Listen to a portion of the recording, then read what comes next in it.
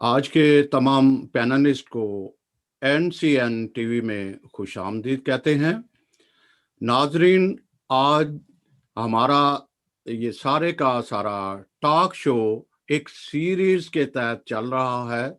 जिस तरह के हालात और वाक़यात चल रहे हैं, जिसमें जो फोर्स कन्वर्जन, बहुत सारे केसेस ऐसे देखे जाते हैं कि नौजवान जो है वो अ, उनकी तरबियत में कहीं न कहीं ऐसा झोल है जो वो इस जब आते हैं, माशरे में आते हैं तो वो चकाचौंध या उससे ज़्यादा जल्द मुतासर हो जाते हैं। और अब यहाँ जो नौजवान नस्ल की तालीम और तरबियत और आगाही का सिलसिला भी उसी एक कड़ी का सिलसिला है।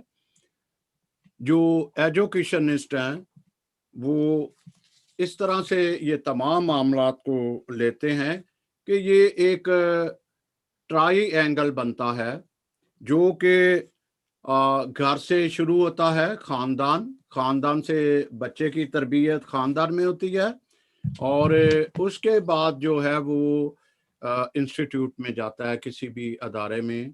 वहाँ पे अदारे में भी उसकी एक तालीम के साथ तरबियत होती है, लेकिन ज़्यादा ज़ोर उसका जो है वो तालीम पर होता है।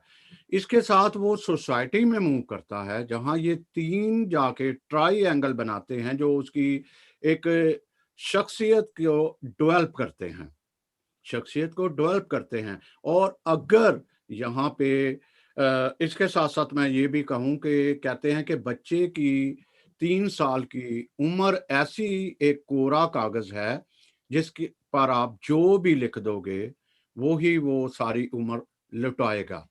इसमें ये होता है कि बाज़ औक़ात हमारा जो फैमिली है, माँ-बाप ये ख़्याल नहीं करते कि बच्चे ने जो है उसकी तरबियत कैसे होनी है, आपस में लड़ाई-झगड़ा या उनका तालीमी जो है वो माहौल नहीं होता, और वो उसकी जो है बच्चों में मुंतकिल होता है। आज इसीलिए हमारे साथ जो है वो सोशल एक्टिविस्ट हैं, हमारे साथ एजुकेशन और स्पेशल हमारे साथ पास्टर भी हैं।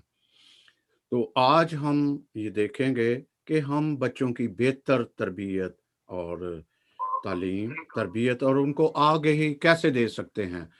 तो मैं फादर मानुएल मानी साहब से गुजारिश करूँगा कि वो इस टॉक शो को आगे बढ़ाएँ, और इस तरह हम आपस में बात करते जाएँगे। जी, बहुत शुक्रिया फादर जी।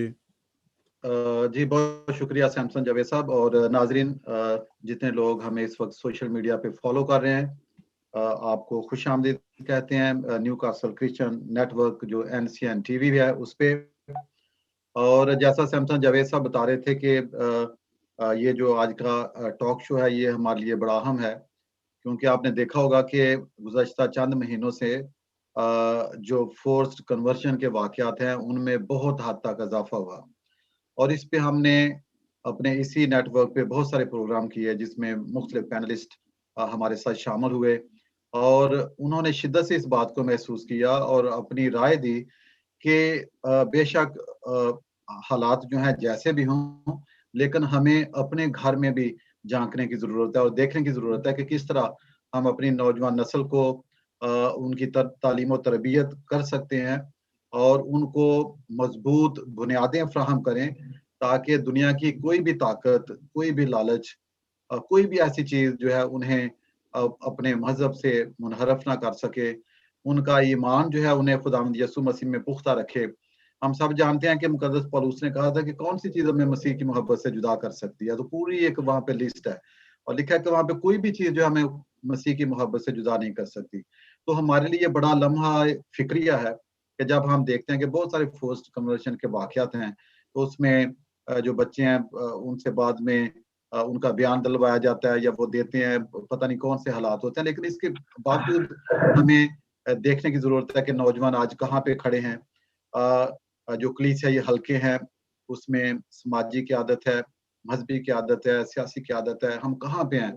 हम नौजवानों की तालीम और तरबियत जो है वो किन खतूत पे कर रहे हैं और क्या कुछ दरकार है इन सारी चीज़ों के लिए। तो ये सारी जो बातें हैं उनको आज हम उन पे बातचीत करेंगे, डिस्कशन करेंगे और हमारे साथ जो पैनलिस्ट हैं उनका किसी ना किसी तरह यूथ के साथ बहुत ज़्यादा इंटरेक्शन है। तो वो बेहतर तौर पे हमें बता सकेंगे कि जो आज का नौजवान है, जो बच्चे हैं, नौजवान हैं, वो उनके शौक क्या हैं, वो क्यों ईमान से दूर हैं या किस तरह उनको वापस लाया जा सकता है, या वो कहाँ पे खड़े हैं। तो ये सारी बातें जो हैं वो आज की गुफ्तगू जो है उसमें हम बातचीत करेंगे। तो जो मौजू है आज का वो है नौजवान नस्ल की तालीम और तरबियत, जो कि बहुत ज़रूरी है। दुनिया के तमाम लोग जो हैं वो अपने नौजवानों की तालीम और तरबियत करते हैं, उनसे तवक्कुआत रखते हैं, उन पे सरमायाकारी करते हैं, क्योंकि नौजवान ही किसी कौम का मुस्तकबिल होते हैं। किसी भी कौम का मुस्तकबिल जो है वो मजबूत नौजवान होते हैं। तो मैं समझता हूँ कि आज जो कलीसिया को जिन नौजवानों की ज़रूरत है, वो ऐसे नौजवान जो ईमान से भरे हुए हों, जो बाहौसला और बाकिरदार हों, जो मुस्बत और तख्लीकी सोच के हामिल हों और जो मुश्किल हालात और ज़िंदगी के बहरानों में ज़िंदा रहना जानते हों। तो ऐसे नौजवानों की आज हमें ज़रूरत है। मुक़द्दस पौलुस रसूल तीमुथियुस के नाम ख़त में लिखता है कि कोई तेरी जवानी की हक़ारत ना करने पाए। तो ये बहुत बड़ी बात है। कोई ये ना कहे कि इतना नौजवान शख़्स है और देखें ये क्या कर रहा है। तो इसीलिए आज इस गुफ्तगू में हम बातचीत करेंगे। तो साथ-साथ नौजवान नस्ल की तालीम और तरबियत और आगाही के उनको अवेयरनेस कैसे दी जाए और उनकी तालीम और तरबियत जो है कैसे की जाए। तो हमारे साथ पैनलिस्ट जो हैं वो अपने-अपने शुबा में माहिर हैं और गुफ्तगू का उनके साथ आज मज़ा आएगा बातचीत को आगे बढ़ाने का। तो मैं आज के इस प्रोग्राम में जो हमारे पैनलिस्ट हैं उनमें शबाना आरिफ साहिबा हैं, वो principal government degree college Hyderabad हैं, वो एजुकेशनिस्ट हैं और नौजवानों के साथ उनकी बहुत सारी डीलिंग है, तजर्बा रखती हैं, वसी तजर्बा। शबाना आरिफ साहिबा, हम आपको आज के इस टॉक शो में खुशामदीद कहते हैं। जी, शुक्रिया, थैंक यू। आकिल शराज साहब हैं, वो भी सोशल एक्टिविस्ट हैं, उनका भी बड़ा वसी तजर्बा है नौजवानों के साथ, तो उनसे भी बातचीत जारी रखेंगे बाद में। आकिल शराज साहब, ये माइक खोलिएगा प्लीज अपना और हम आपको आज की इस टॉक शो में खुशामदीद कहते हैं। Thank you very much sir. Nancy Younas साहब भी हमारे साथ शामिल होंगी। अभी वो नहीं शामिल हो सकी, हो सकता है कि वो इन बिटवीन द प्रोग्राम शामिल हों, उनसे हमारा राब्ता हुआ है। वो भी माहिर तालीम हैं और साबका principal Saint Joseph Convent Quetta हैं। उसके अलावा अलीता चौधरी हैं हमारे साथ। अलीता चौधरी जो है वो माहिर तालीम हैं और लेक्चरर हैं सेंट पैट्रिक कॉलेज कराची में और नौजवानों के साथ उनका भी बहुत ज़्यादा इंटरेक्शन होता है। अलीता चौधरी साहबा, हम आपको खुशामदीद कहते हैं आज की इस टॉक शो में। Thank you. समर सदीक हैं, नौजवान हैं इटली में और नौजवानों के साथ उनका इंटरेक्शन होता है, बहुत सारे प्रोग्राम वगैरह करते हैं। वो खुद सोशल एक्टिविस्ट हैं। समर, आपको खुशामदीद कहते हैं आज के इस टॉक शो में। Thank you so much. हमारे साथ सीनियर पास्टर जॉर्ज विंसेंट हैं कराची से। वो अपोलोजिस्ट हैं, डिफेंडर ऑफ फेथ हैं। तो उनसे भी पाक कलाम के हवाले से भी कुछ बातचीत करेंगे। पास्टर जॉर्ज साहब, हम आपको खुशामदीद कहते हैं आज के टॉक शो में। Thank you very much. God bless you, all of you. Okay, thank you. तो नाजरीन, जैसा मैंने कहा कि जो मौजू जो है वो बड़ा अहम है, जिसमें हम नौजवानों के हवाले से बातचीत करेंगे, नौजवान नस्ल की तालीम और तरबियत और आगाही के बारे में। तो मैं मोहतरमा शबाना आरिफ साहिबा से शुरू करना चाहता हूँ। शबाना आरिफ साहिबा, आपकी भी नज़र है जो वाक़यात और हक़ाइक़ हैं, जो ज़मीनी हक़ाइक़ हैं, हम अपने इर्द गिर्द देखते हैं। बहुत सारे चैलेंजेस हैं आज के हमारे ईमानी नुक्ता नज़र के हवाले से।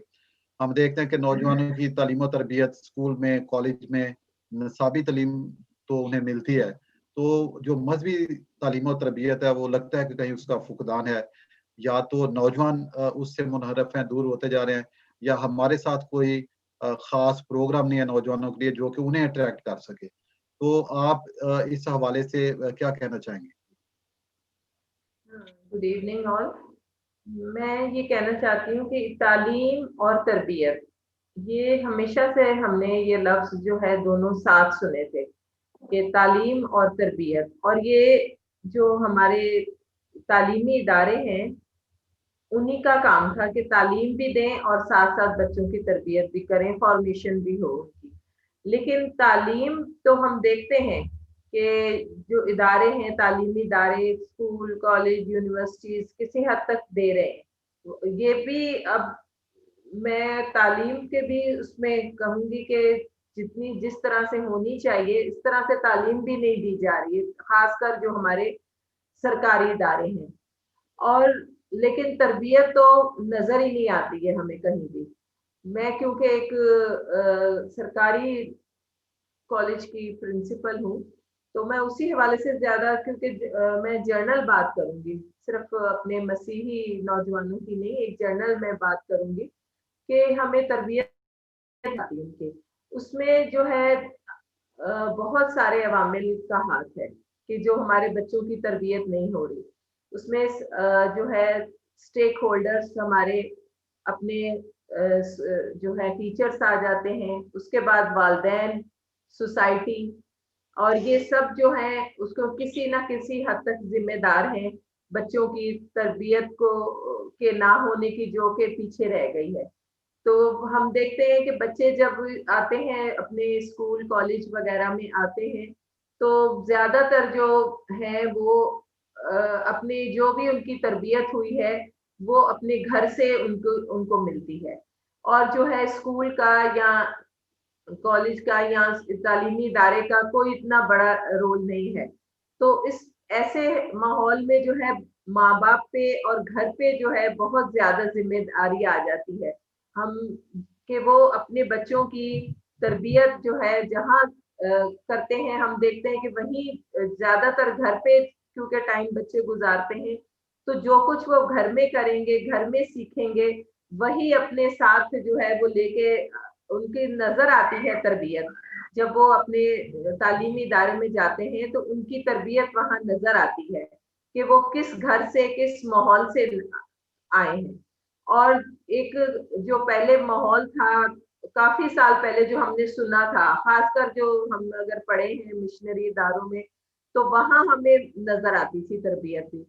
लेकिन अभी किसी हद तक है, मैं कहूँगी कि अपने मिशनरी इदारों में अभी भी किसी हद तक है जहाँ बच्चे जो पढ़ते हैं।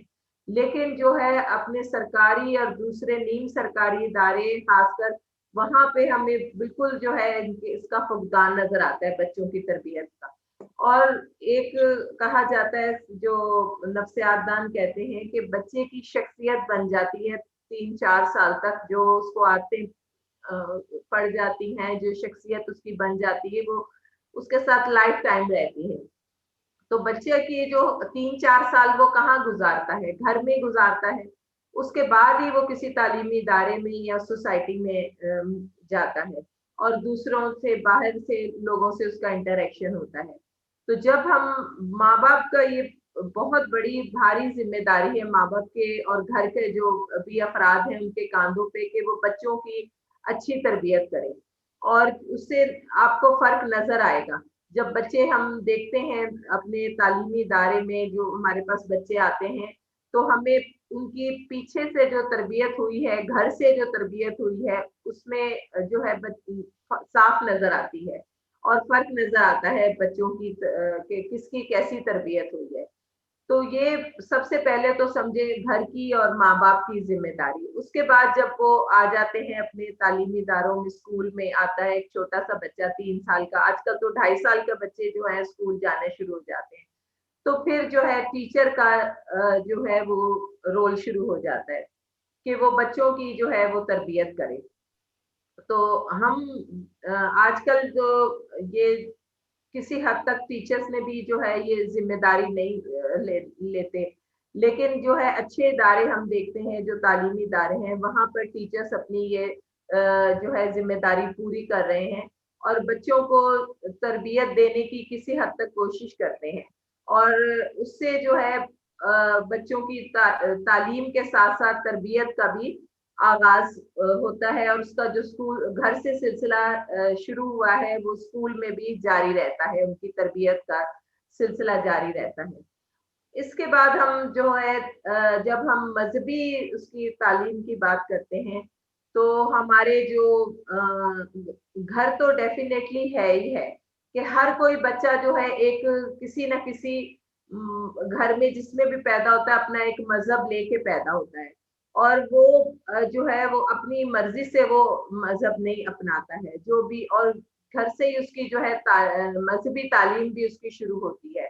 और माँ बाप का जो है ये खासकर मसीही हमारे जो पेरेंट्स हैं, माँ बाप हैं, उनका यही जिम्मेदारी है कि वो बेसिक चीजें जो है वो घर से अपने बच्चों को मजहबी तालीम की उनको बताना शुरू करें और उनको चर्च लेकर जाएं, और अपने जो तालीम है उसका आगाज घर से कर दें। उसके बाद हमारे जो मसीही लीडरान हैं, हमारे जो मसीही रहनुमा हैं, उनका रोल शुरू होता है कि वो बच्चे को जब वो चर्च आए तो उनको जो है किस तरह से उनकी की जाती है मजहबी तरबियत की जाती है, मजहबी तालीम उनको दी जाती है। और जो है वहाँ पे उनको अक्सर जो हमने देखा है चर्चिज में संडे स्कूल वगैरह का जो सिलसिला है वो होता है, और बच्चे वहां से बहुत अच्छे तरीके से जो है तालीम अपनी जो है मजहबी तालीम हासिल करते हैं।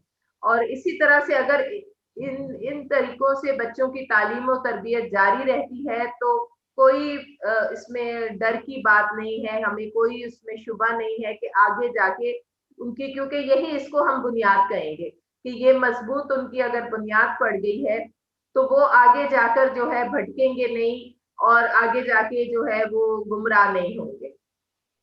जी जी शबाना आरिफ साहब बहुत शुक्रिया, बाद में भी आपसे पूछेंगे। मैं आकिल शराज साहब जो है उनकी तरफ बढ़ता हूँ, समाजी कारकुन है और नौजवानों के साथ भी उनका बहुत ज्यादा राब्ता रहता है। आकिल साहब जरा ये अपना माइक ऑन कर लीजिए।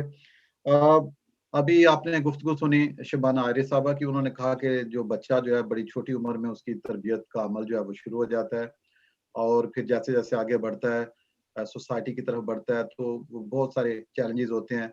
तो सोचने की बात है कि उसकी तरबियत कैसे हो रही है। आज आप नौजवानों को कहाँ पे देखते हैं, जो मसीही नौजवान है वो कहाँ पे खड़ा है अपने ईमान के लिहाज से? आप किस तरह देखते हैं नौजवानों को, उनकी एक्टिविटीज के लिहाज से? क्या वो मजहब से बरगश्ता हैं, मजहब से दूर हैं, गुमराह हैं, क्या है? नौजवान जो है मसीही नौजवान कहाँ पे खड़ा है? खुदावंद में सबकी सलामती हो। सबसे पहले मैं न्यू कासल क्रिश्चियन नेटवर्क का शुक्रिया अदा कर रहा हूँ। उन्होंने मुझे सेकंड टाइम आज जो है मौका दिया कि हम पूरी जो हमारे जो पार्टिसिपेंट हैं वो आए और आके अपनी कौम के लिए रिप्रेजेंट करें। बड़ा अच्छा टॉपिक चुना गया है जो कि आज के मौजूदा के दौर के ऊपर है, जो कि सिचुएशन चल रही है पाकिस्तान के करंट सिचुएशन पे। तो मैं सबसे पहले मैं आपको खराजे तहसीन देता हूँ जुवेद साहब को, सैमसन जुवेद साहब को और न्यू कासल को। खुदावंद आप सबको बरकत दे। शुरू करता हूँ। चलती दुनिया पर खुदा की रहमत जब जोश में आई, चलती दुनिया पर खुदा की रहमत जब जोश में आई, वसीले से मसीह यस्सु के दुनिया होश में आई। खुदावंद में सबकी सलामती हो। सिस्टर जी ने मैडम शबाना ने बड़ा खूबसूरत एक तरतीब से उन्होंने एक लेके आ रहे थे और उन्होंने तरतीब लेके आए कि बचपन से लेके माँ बाप की जिम्मेदारी से लेके, मुझे अच्छा लगा। तो मैं भी उसी तरफ थोड़ा सा चलूंगा कि अगर हमने अपने बच्चों को, आज जो सिचुएशन हो रही है पाकिस्तान के ऊपर, पाकिस्तान के अंदर जो परसिक्यूशन हो रही है, फोर्स कन्वर्जन हो रही है, फोर्स मैरिजेस बच्चियों के साथ हो रही है और रेपिंग हो रही है, किडनैपिंग हो रही है, स्लॉटरिंग हो रही है, मर्डर हो रहे हैं, और ये बहुत सारी जो है हम फेस कर रहे हैं, जो कि बीइंग एक क्रिश्चियन कम्युनिटी होते हैं पाकिस्तान के अंदर, ये बहुत सारी चीज़ों को हम लोग जो है ना वहाँ पे फेस कर रहे हैं।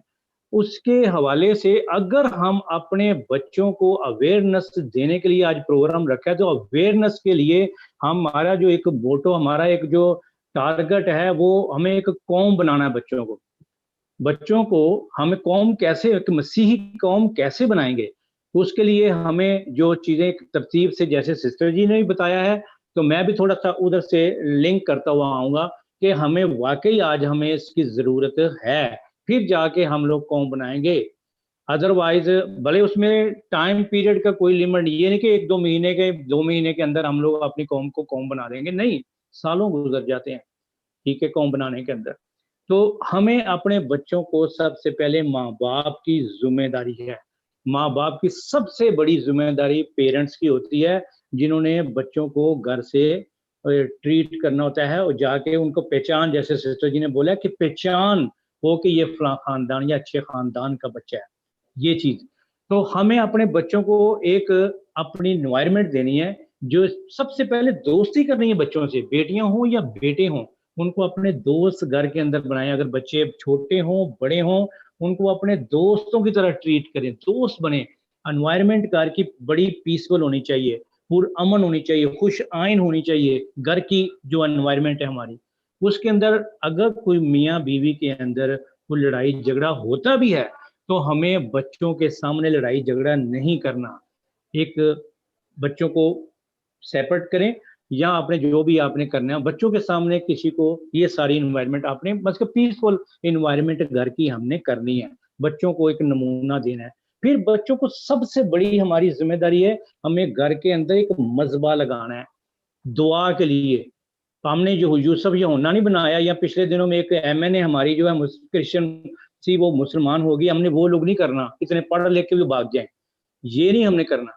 हमने जब बच्चों के घर के अंदर एक एनवायरनमेंट जब हमने बनानी है, मसीही एनवायरनमेंट बनानी है, तो उनको बच्चों को एक नमूना देना है। जब आप लोग माँ बाप पेरेंट जब दुआ के अंदर या लेके अपने बच्चों को बैठेंगे, तो बच्चे ये अडॉप्ट करते हैं। ठीक है, बच्चों को हमने घर से नमूना देना है, उसके बाद जो है बच्चे जाएंगे। फिर इसके बाद आजकल का दौर है, आजकल का दौर है इलेक्ट्रॉनिक्स मीडिया, ये सारा मोबाइल, हर एक बच्चे के पास मोबाइल है। हम अपने बच्चों की साइकोलॉजी को समझते हैं, मैं भी बच्चों वाला हूँ, आप भी हैं। मोबाइल को हम डांट डांट के बाद दफा बच्चों को डांटते रहते हैं, मोबाइल रख दो, छोड़ दो बेटा, ये क्या है, छोड़ो, 24 घंटे लगे। ये घर की इन्वायरमेंट बन चुकी है। हमने जब दोस्त बनाएंगे बच्चों को, तो बच्चों के वो मोबाइलों से ही, उसी इलेक्ट्रॉनिक्स मीडिया से ही हम बच्चों से काम ले सकते हैं। वो कैसे?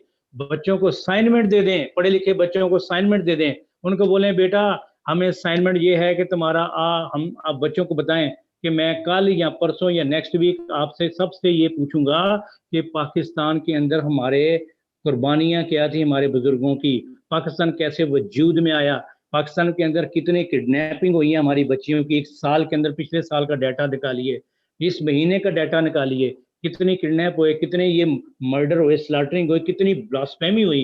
तो ये बच्चों को मोबाइलों के अंदर भी, वो बच्चे मोबाइल यूज करते हैं, बच्चे मोबाइलों के लगे रहेंगे, वो आपको असाइनमेंट निकाल के देंगे। और बड़ी एक मैं समझता हूँ कि वो बच्चों को जब हम ये असाइनमेंट देंगे, बच्चे खुशी से करेंगे, कबूल करेंगे और हंसी खुशी करके फाइंड आउट कर लेंगे, फौरन से पहले फाइंड आउट करके। दूसरा मैं बताना चाहता हूँ अपने बच्चों को और पेरेंट्स को कि मोबाइल जो है उसके अंदर गूगल जो है, गूगल के अंदर गंद खोलेंगे तो इतना गंद खुलेगा जिसकी इंतहा ही नहीं है, लेकिन उसमें जब पाकीज़गी खोलेंगे उसके अंदर इतनी पाकीज़गी खुलेगी, जितना मर्जी आप खोलते जाएं पाकीज़गी खुलती जाएगी।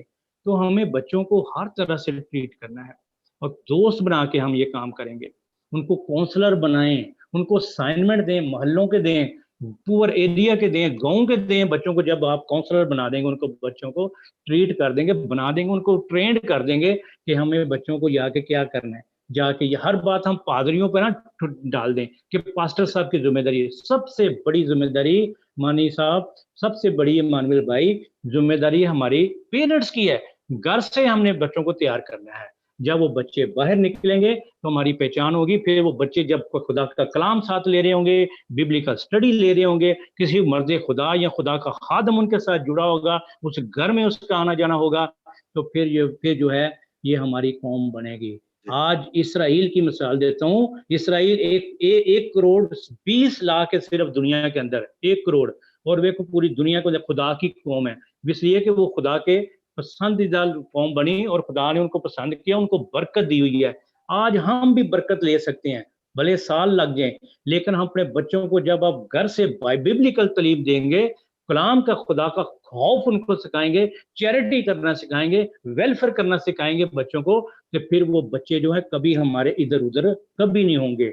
इसके बाद मैं आ जाता हूँ कि बच्चों को जब हम असाइनमेंट अपने आर्मी में जैसे हैं, एयरफोर्स में हैं, जो हीरो हैं, उनके बारे में असाइनमेंट दें उनको। कितने हमारे बच्चों को हमारी तारीख के नहीं पता, हमारी तारीख उनको पता हो 47 के बाद हमें ये पता है कि हमारी जो उनको असाइनमेंट दें बच्चों को, उनको खुद बताएं। अगर बच्चों को नहीं पता, नहीं ट्रेस कर रहे, बच्चों को खुद बताएं ये सारी चीजें कि हमारे साथ कौन कौन से बिग जो है इंसिडेंट कितने हुए हैं पाकिस्तान में। बच्चों को, हमारे को ये नहीं पता होगा कि टोटल इंसिडेंट, मेजर सानिया मेजर इंसिडेंट कितने हुए हैं पाकिस्तान के अंदर।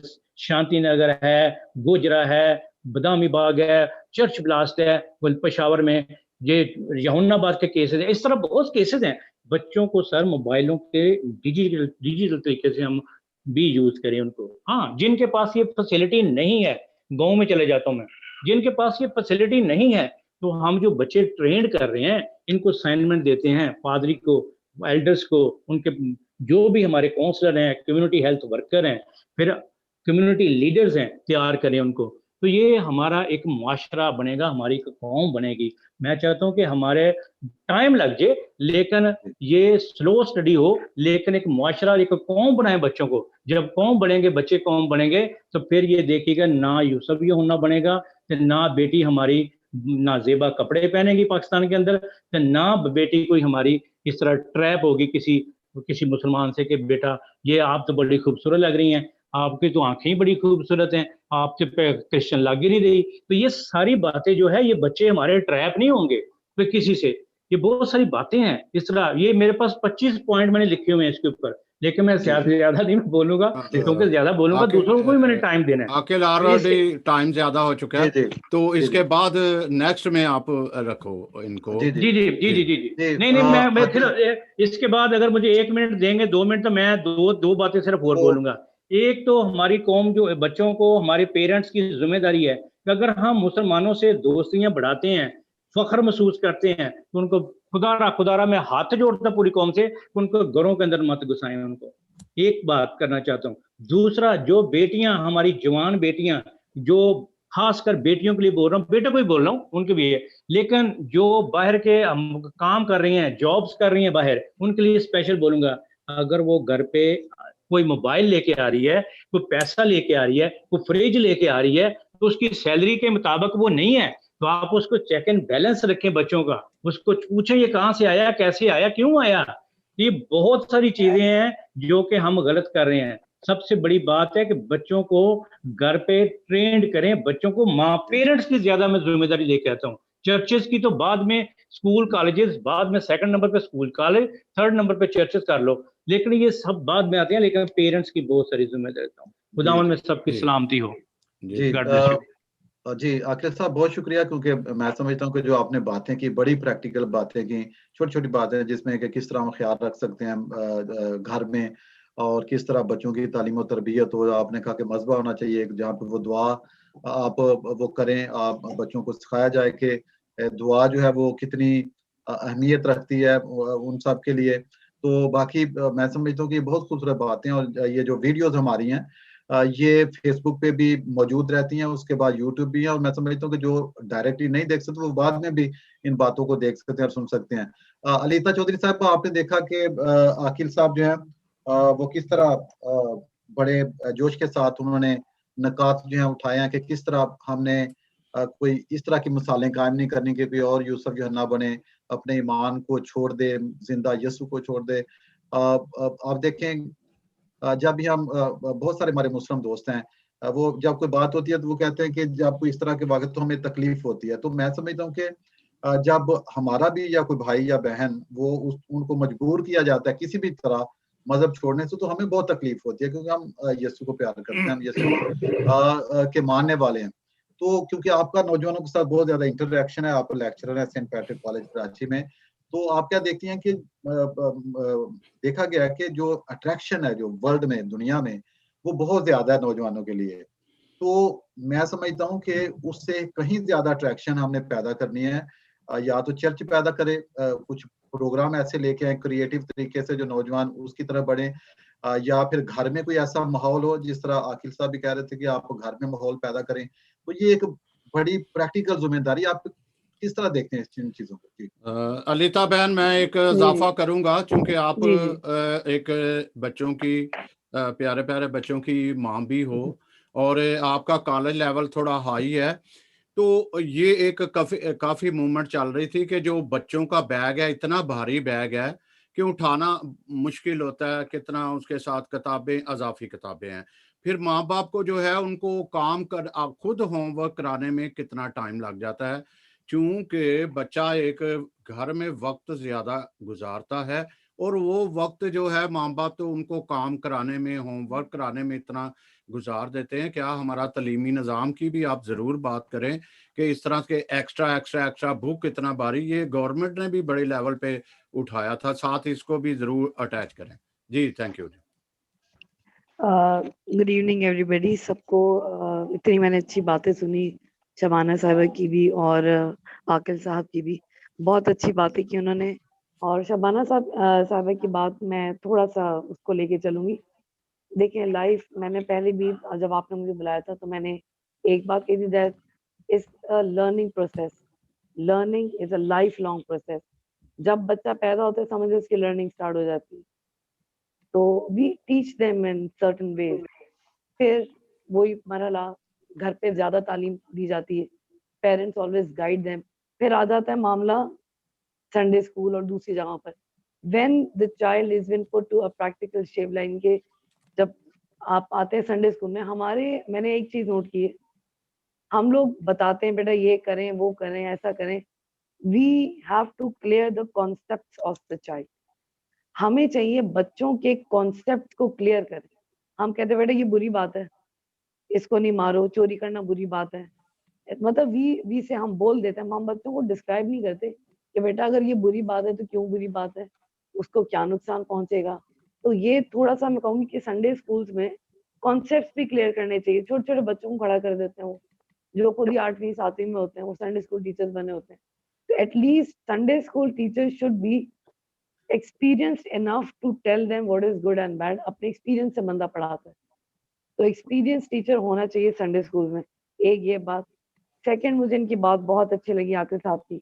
उन्होंने कहा कि घर में हमें prayer, family life, yes I do strongly agree with this.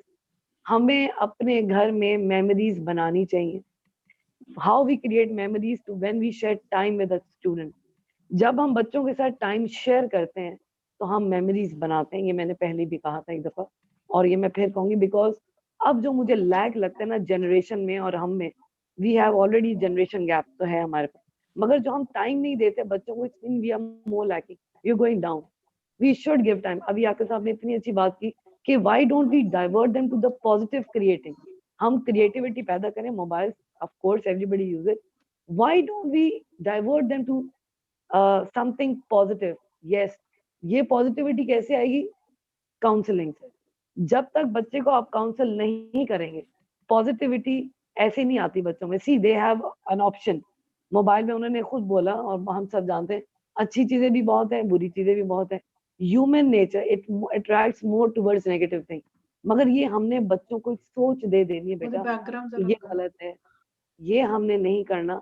जब आप बच्चों को सोच दे देते हैं, automatically they will drive toward that thing. Next इन्होंने मुझे एक बात बोली, मुझे अच्छी लगी। मतलब when he was sharing, parents, जब हमारी नौजवान लड़कियां बाहर जाती हैं, when they are bringing something, parents don't ask. बिल्कुल, they should be vigilant. Parents को विजिलेंट होना चाहिए। आप ट्रस्ट करें, बिल्कुल करें, ब्लाइंड ट्रस्ट करें बट विद ओपन आईज। मैं तो यही कहूंगी, यू डू ट्रस्ट करें बट ओपन है, अपनी आंखें खुली रखें। आप अपने बच्चों को देखें कि what they are doing, how they are doing. अब मैं उनको जवाब दूंगी। इन्होंने मुझसे पूछा था कि कॉलेज में बच्चे अट्रैक्ट क्यों होते हैं। एक बात और, मैंने बहुत से बच्चों में, मतलब आईटी, मैंने प्री मेडिकल, कॉमर्स, सबको मैं पढ़ाती हूँ, वहां मैंने एक चीज नोट की है। मैंने पहले भी कहा था कि बच्चे बहुत ज्यादा ब्रोकन फैमिली, बहुत ज्यादा नहीं, but there some student they those who are coming from the broken family. Broken family means when the parents are not united, या तो डिवोर्सी हैं या कोई ना कोई मसला होता है। फिर और अगर ये नहीं है तो माँ बाप बच्चों के सामने बेनतहा fighting, miss my father was fighting with my mom, she separated, वो वहां चली गई है। मतलब ये चीजें बच्चों को करती हैं, तो उनको अफेक्ट करती हैं। फिर एक बहुत अहम बात, जब हम बोलते हैं, when we say something, see words are very powerful. हम जब दुआ करते हैं तो वो अल्फाज बहुत कीमती हो जाते हैं, and it has very very power. जब हम बोलते हैं तो उसमें बड़ी पावर होती है। When we curse our child, जब हम अपने बच्चों को कर्स करते हैं ना, आप तो है ही ऐसे बेटा, आप तुमने तो यही होना है, तुमने तो ऐसे ही कर लेना है। हमें अपने अल्फाजों को इस्तेमाल करना चाहिए बहुत अच्छी तरह। बच्चों को कर्स नहीं करें। कहीं न कहीं बच्चे के दिमाग में ये चीज़ रह जाती है कि miss, my mother was telling I can not do anything. मेरी अम्मी ने कहा था कि मैं तो हूँ ही ऐसी, मैं तो कुछ कर ही नहीं सकती। मेरी मम्मी हमेशा मुझे ऐसे कहती रहती थी। बच्चों को आप इतना कॉन्फिडेंस दें, आप उनके साथ सही भी रहें, फ्रेंडली भी रहें, and you can be strict with them also. Confidence level बच्चे को कब मिलता है? When you talk with them, when you be friendly with them. तो ये, और मैंने अपने कॉलेज में देखा है कि हमारे वहाँ टीचर्स जो हैं अपने लेवल पे हम लोग बहुत अच्छा काम कर रहे होते हैं। अब जब मैंने पहले भी कहा था कि when I was teaching 30 girls, तो मुझे ऐसे लगता है that I am preparing 30 families, मैं 30 खानदानों को तैयार कर रही हूँ। How these girls have to go out, how they have to अपनी फैमिलीज़ कैसे रन करनी है। यही बच्ची है, ये बहू बनेगी, ये माँ भी बनेगी, इसने दूसरे रिश्तों को भी निभाना है।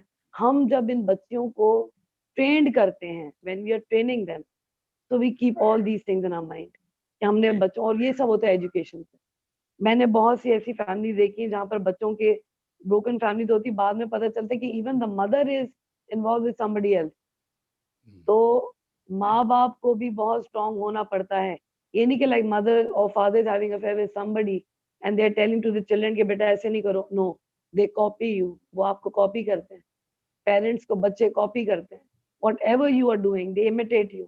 We are the mentors, teachers, the parents, mothers are mentors. माँ को इतना स्ट्रॉन्ग होना चाहिए कि अपनी बच्ची को अवेयरनेस दे। मदर का करेक्टर खुद स्ट्रॉन्ग होना चाहिए।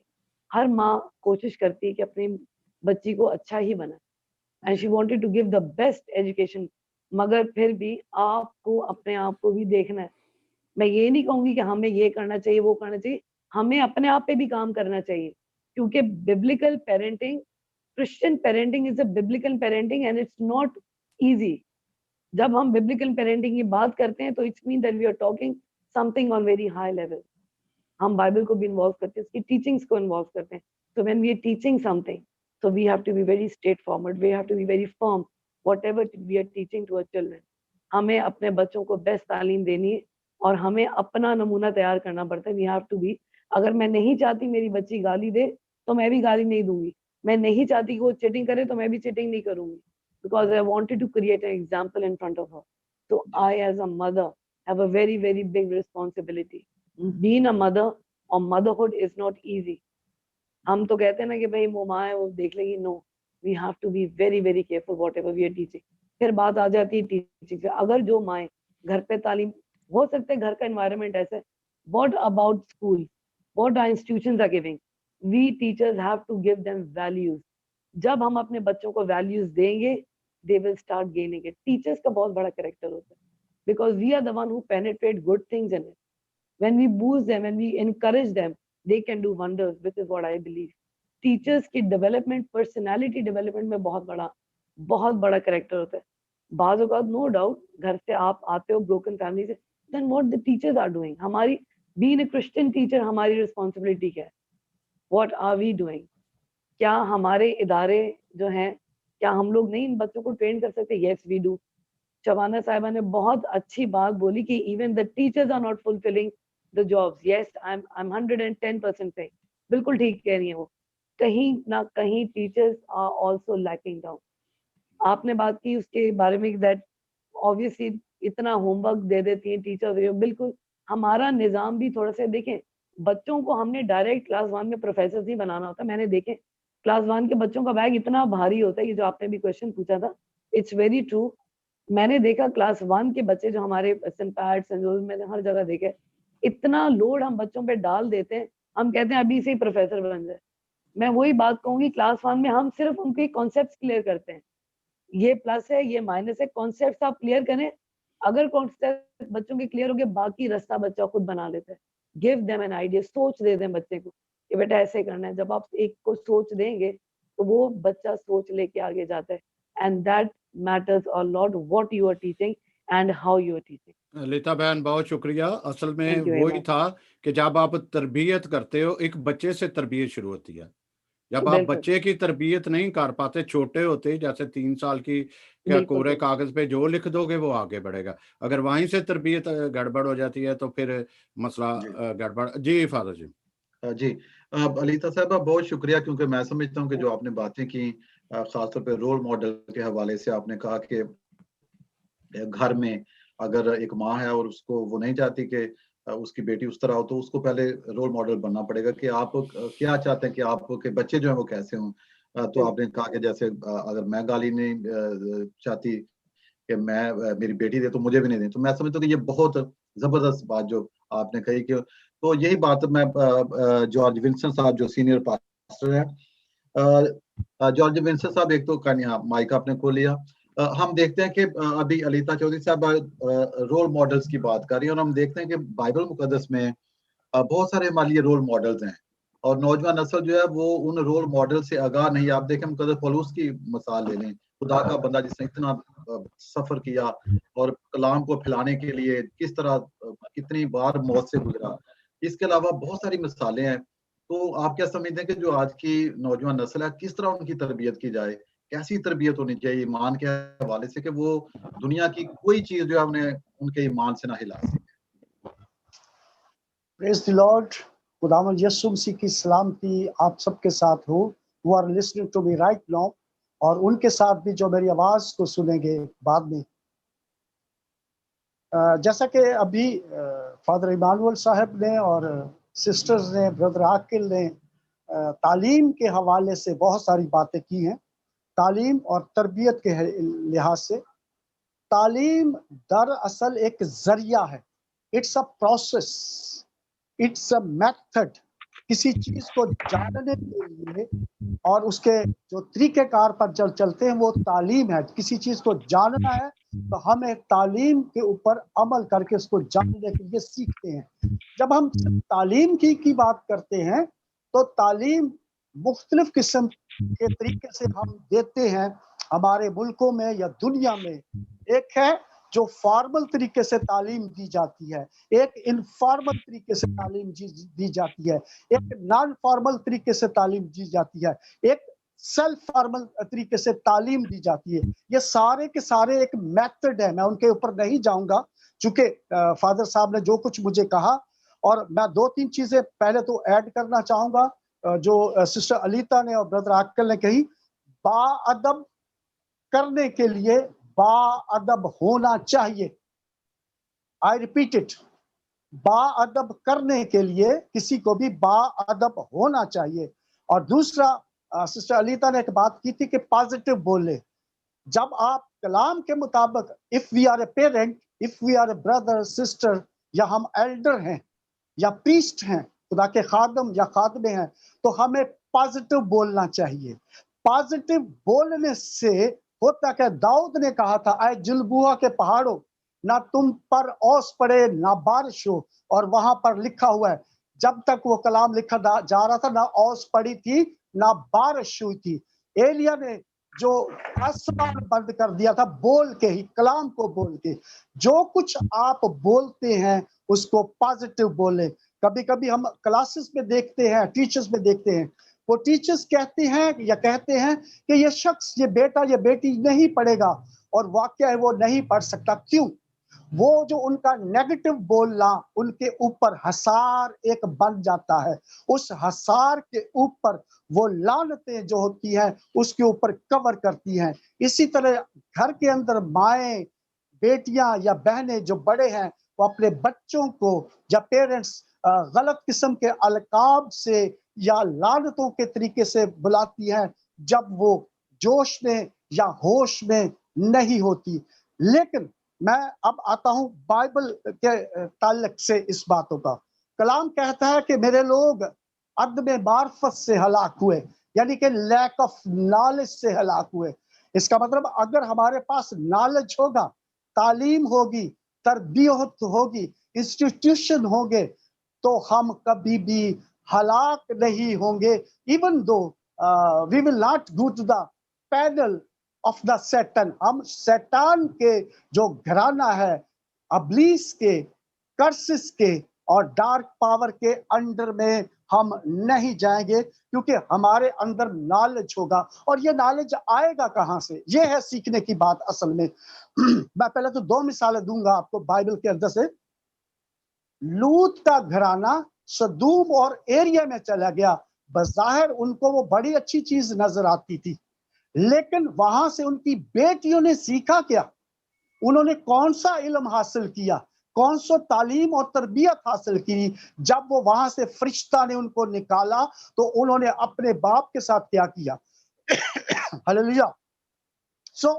इसी तरह जब पैदाइश की किताब 34वां बाब को हम देखते हैं कि याकूब की बेटी दीना वो अपने घर से बाहर निकली है और उसने लड़कियों को जो उस मुल्क का रस्म और रिवाज देखा है, जब रस्म और रिवाज को देखा है उसको अपनाया भी होगा, उसको अडॉप्ट किया होगा, उसकी चीजों को अडॉप्ट किया होगा अपने घर से बाहर निकलकर। तो फिर हुआ क्या? उस मुल्क के शहजादे ने उसका रेप किया।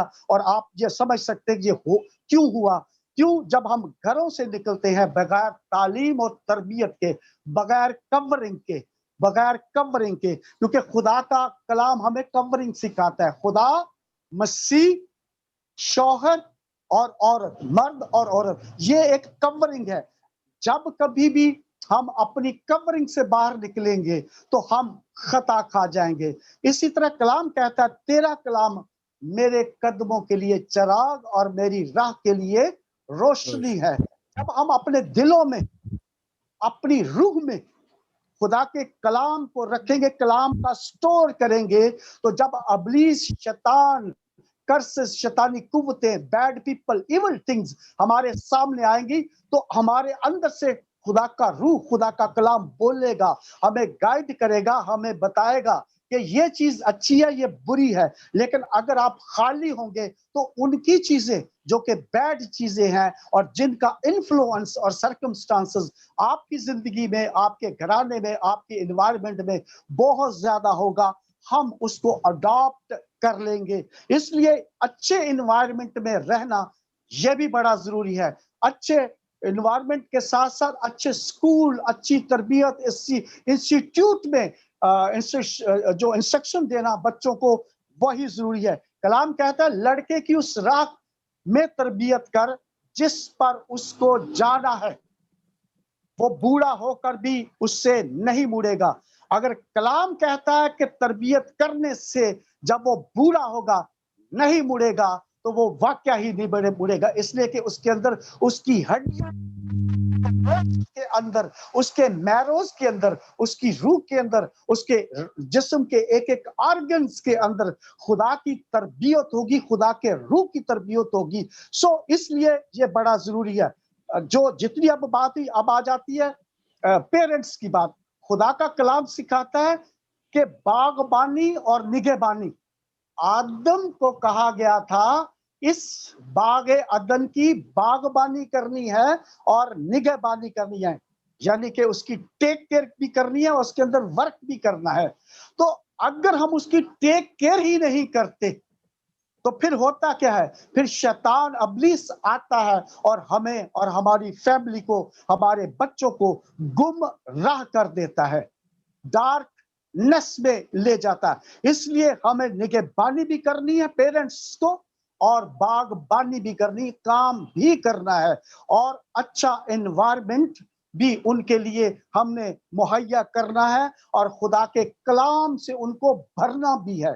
अगर हम खुदा के कलाम से उनको भरते नहीं हैं तो वो खाली रह जाएंगे, और जब खाली रह जाएंगे किसी भी जगह कोई और चीज आकर उनके अंदर फिल हो जाएगी, जो के लिए, मेरे लिए, आपके लिए, मसीहत के लिए, क्रिश्चियनिटी के लिए, खुदा की कलीसिया के लिए वो बायस से नदामत और बायस से शर्मिंदगी का बायस होगी। इसलिए चूंकि औलाद खुदा की तरफ से नेमत है, खुदा की तरफ से बरकत है, खुदा की तरफ से मिरास है, प्रॉपर्टी है, तो हमें उसकी जो प्रॉपर्टी है निगहबानी और बागबानी करनी है, उसकी तरबियत भी करनी है, क्योंकि ये खुदा की तरफ से है, खुदा ही देता है। हमारा कोई कोशिश, कोई ऐसा चीज नहीं है कि हम औलाद को ले आए।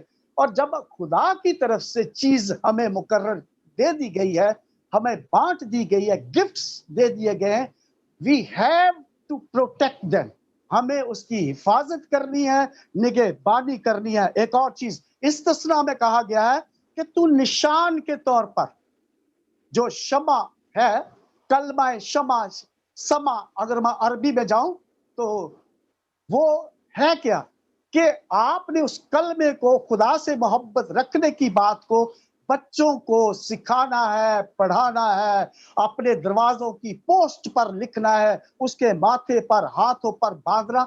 मतलब ये कि उसकी तालीम और तरबियत करनी है, खुदा के कलाम के साथ करनी है।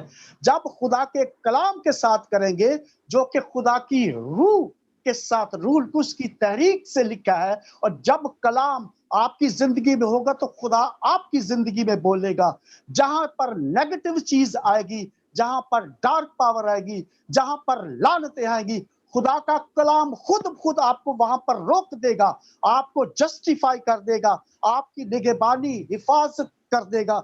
यीशु मसीह ने भी जब बपतिस्मे की बात की थी, मत्ती की इंजील 28वें बाब में, जब उसने रूल कुछ बाप बेटा और रूल कुछ के नाम से बपतिस्मे की बात की, तो उसके फौरन बाद कहा था कि इनको तालीम दो, जो कुछ मैंने कहा इनको तालीम दो। इसका मतलब है कि तालीम देना बड़ा जरूरी है।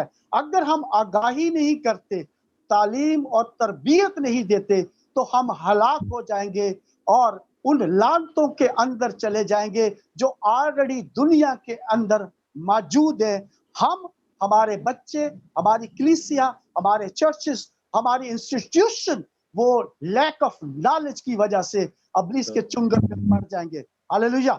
जी जी पास्टर साहब, बहुत शुक्रिया, क्योंकि वक्त जो है वो कम है, अब आगे बढ़ता जा रहा है, और आपकी बातें जो है बहुत खूबसूरत है। और मैं समझता हूँ कि जो आपने बात कही कि नौजवान नस्ल और बच्चों की तालीम और तरबियत जो है वो कलाम मुकद्दस के साथ करनी चाहिए, तो मैं समझता हूँ ये बड़ा पावरफुल नुक्ता है, क्योंकि हम देखते हैं कि बहुत ज्यादा नसाबी तालीम है, सोशल तालीम है बहुत सारी, लेकिन कलाम मुकद्दस के साथ साथ उनकी तालीम की जाए और तरबियत की जाए, ताकि उन्हें पता चले कि कलाम मुकद्दस जो है वो क्या कहता है और किस तरह हमारी रहनुमाई करता है। तो बहुत खूबसूरत बातें हैं।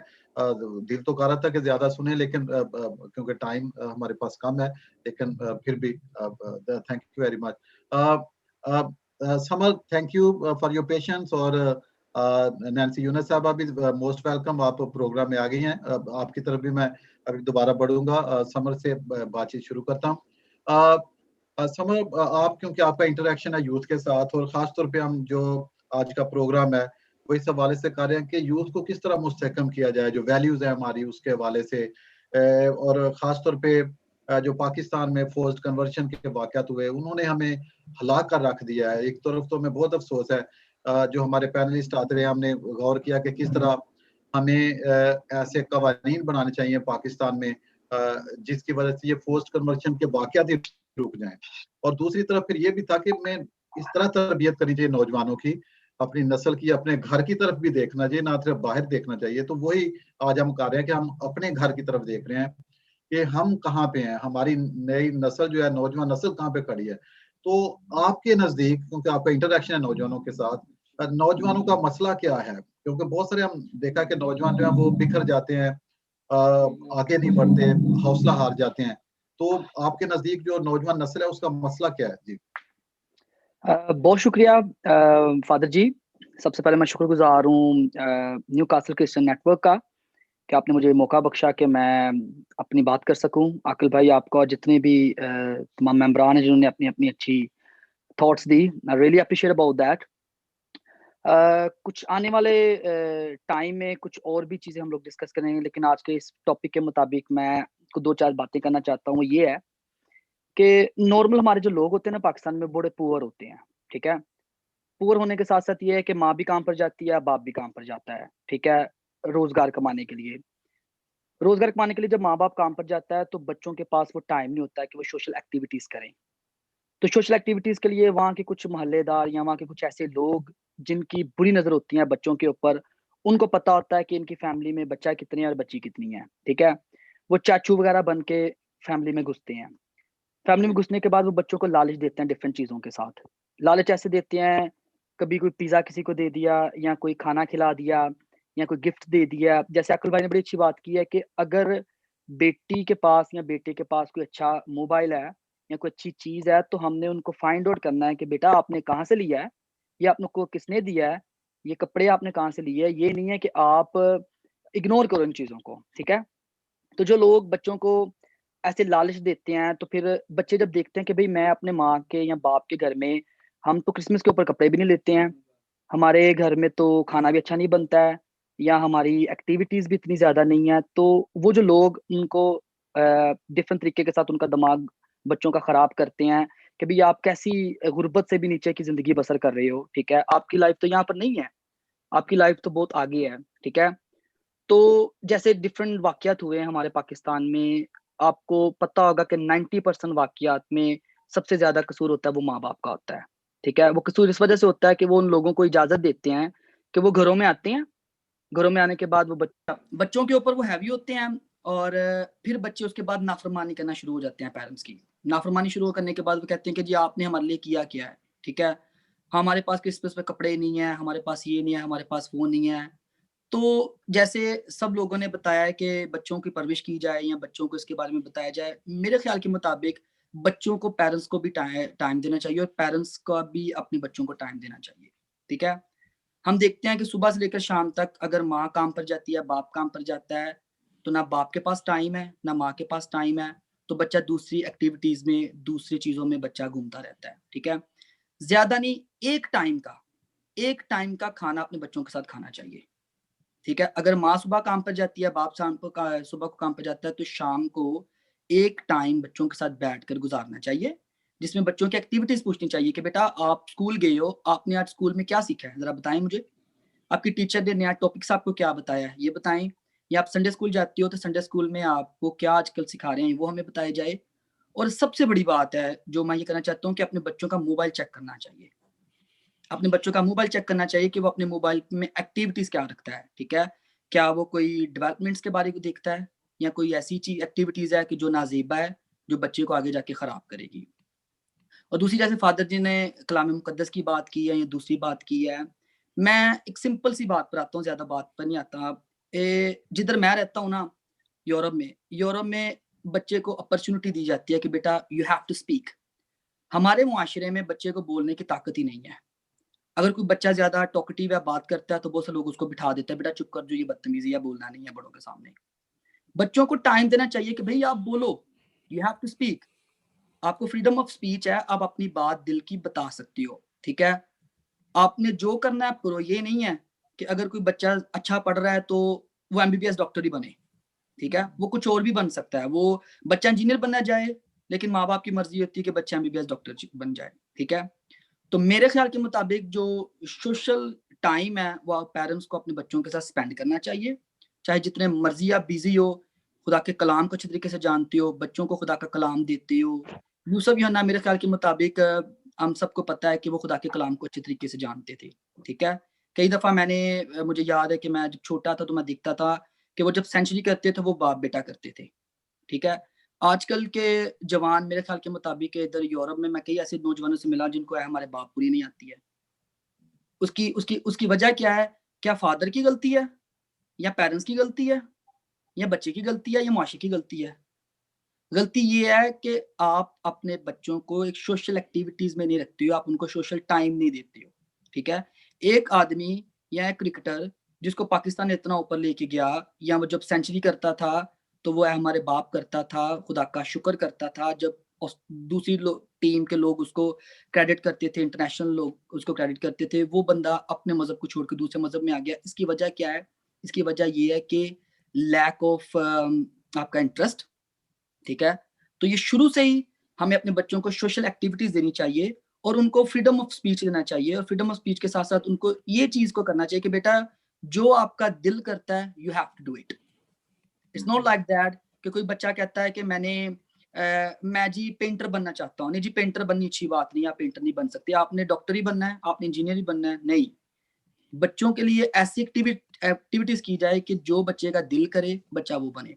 जैसे सिस्टर ललिता, आई थिंक उनका नाम है, वो बड़ी अच्छी बातें कर रही थी कि भाई मैं अगर गाली दूंगी अपनी बेटी के सामने तो क्या पता कि मेरी बेटी भी आगे जाके गाली दे। हमारे अंदर एक कंसेप्ट बना हुआ है। कंसेप्ट ऐसे बना हुआ है, मुझे याद है कि मैं ग्रेजुएशन में पढ़ता था, मेरे चाचू का बेटा था, तो जब मैं कॉलेज जाता था तो मैंने घड़ी पहन के, ऐनक पहननी और टाई लगानी, कोट पहनना, तो बच्चा वो नोट करता था। और एक दिन उसने मुझे बोला, कहता है एक दिन मैं भी कॉलेज जाऊंगा और मैं भाई आपकी तरह जाऊंगा, घड़ी पहनकर, ऐनक पहनकर, ठीक है, सूट पहनकर, ठीक है। और हमारे ये होता है कि हमारे कई ऐसे फैमिलियों में ये देखा है कि हमारा बाप भी गोल्ड डिप पीता है और मैं भी गोल्ड डिप पीऊंगा, ठीक है ना। अपने बच्चों को हमने एक्टिविटीज ऐसी देनी है कि बेटा नहीं, ये चीज गलत है, ये चीज रॉन्ग है। टाइम ज्यादा हो गया फादर जी, जो छोटी छोटी बात करता जी हूँ। समर, एक बात क्योंकि मैं क्लोज करता हूँ, जरा एक चीज कंक्लूड कीजिए जरा जल्दी से। हाँ जी, मैं जरा क्लोज कर देता हूँ, सॉरी अबाउट दैट। मेरी एक सिस्टर है न्यूयॉर्क में, तो वो टीचर है, ठीक है। तो उनके साथ एक दिन में डिस्कस हो रही थी, तो उन्होंने कहा था कि ऐसे जब यूएस में 9/11 हुआ ना, तो उस वक्त हम लोग जब स्कूल में पढ़ाते थे बच्चों को, तो बहुत सारे जो बच्चे थे वो मेंटली तौर पर स्ट्रेस में आ गए थे, जो खासकर देसी बच्चे थे, कि भाई ये लोग अच्छे नहीं है, पाकिस्तानी, या ये लोग टेररिज्म करते हैं, ये लड़ाई करते हैं, झगड़ा करते हैं। तो कई सारे बच्चे ना स्ट्रेस में चले गए। तो उन्होंने कुछ ना एक्टिविटीज करने के बाद उन्होंने बच्चों को बताया कि बेटा जिन लोगों ने ये काम किया है वो गलत लोग हैं, आप वो लोग नहीं हो, आप अच्छे लोग हो और आप खुदा के कलाम को मानने वाले लोग हो, आप एक अच्छे शहरी हो, आप आगे जाकर एक अच्छे इंसान बनोगे और अपनी लाइफ को एक अच्छे तरीके के साथ गुजारेंगे। सो मैं एक सोशल एक्टिविटी होते हुए इस प्रोग्राम की वसात से सिर्फ ये चीज बताना चाहता हूँ कि हमें अपने बच्चों के साथ सोशल टाइम भी स्पेंड करना चाहिए, doesn't matter. Thank you ji so much sir. मैं फादर जी एक बात छोटी सी करना चाह रहा हूँ जी कि 2-3 दफ़ा यूसुफ यहुन्ना की बात हुई, उसके अवामल भी हुए। आप देखो उसी टाइम हिंदू कनेरिया जो था वो भी साथ खेलता था, दानिश कनेरिया। दानिश कनेरिया, उस पे कोई असर नहीं हुआ क्या? उस पे दबाव नहीं था या उस पे इस तरह नहीं था?